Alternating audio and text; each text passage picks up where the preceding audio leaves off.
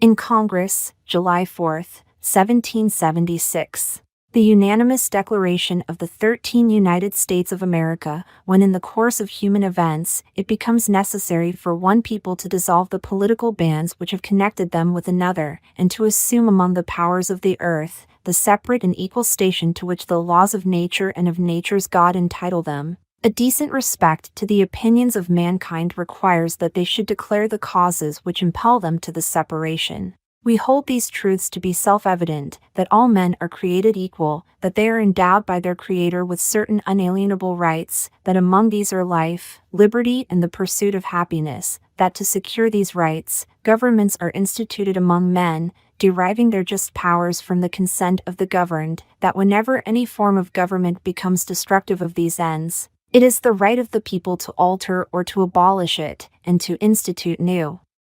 Government, laying its foundation on such principles and organizing its powers in such form as to them shall seem most likely to affect their safety and happiness. Prudence, indeed, will dictate that governments long established should not be changed for light and transient causes, and accordingly all experience hath shown that mankind are more disposed to suffer, while evils are sufferable, than to right themselves by abolishing the forms to which they are accustomed. But when a long train of abuses and usurpations, pursuing invariably the same object, evinces a design to reduce them under absolute despotism, it is their right, it is their duty, to throw off such government, and to provide new guards for their future security. Such has been the patient sufferance of these colonies, and such is now the necessity which constrains them to alter their former systems of government. The history of the present King of Great Britain is a history of repeated injuries and usurpations, all having in direct object the establishment of an absolute tyranny over these states.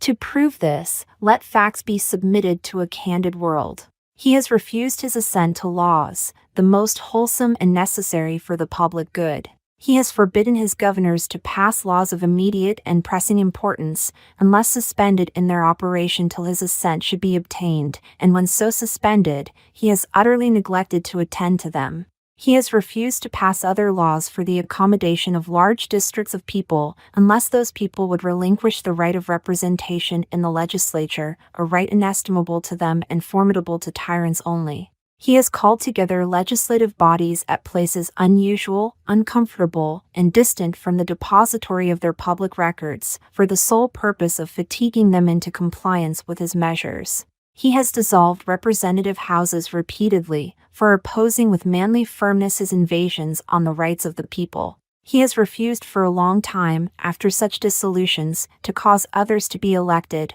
whereby the legislative powers, incapable of annihilation, have returned to the people at large for their exercise, the state remaining in the meantime exposed to all the dangers of invasion from without, and convulsions within. He has endeavored to prevent the population of these states, for that purpose obstructing the laws for naturalization of foreigners, refusing to pass others to encourage their migrations hither, and raising the conditions of new appropriations of lands. He has obstructed the administration of justice, by refusing his assent to laws for establishing judiciary powers. He has made judges dependent on his will alone, for the tenure of their offices, and the amount and payment of their salaries. He has erected a multitude of new offices, and sent hither swarms of officers to harass our people, and eat out their substance. He has kept among us, in times of peace, standing armies without the consent of our legislatures. He has affected to render the military independent of and superior to the civil power. He has combined with others to subject us to a jurisdiction foreign to our Constitution, and unacknowledged by our laws, giving his assent to their acts of pretended legislation, for quartering large bodies of armed troops among us, for protecting them, by a mock trial, from punishment for any murders which they should commit on the inhabitants of these states, for cutting off our trade with all parts of the world, for imposing taxes on us without our consent, for depriving us in many cases of the benefits of trial by jury, for transporting us beyond seas to be tried for pretended offenses, for abolishing the free system of English laws in a neighboring province, establishing therein an arbitrary government, and enlarging its boundaries so as to render it at once an example and fit instrument for introducing the same absolute rule into these colonies, for taking away our charters, abolishing our most valuable laws, and altering fundamentally the forms of our governments,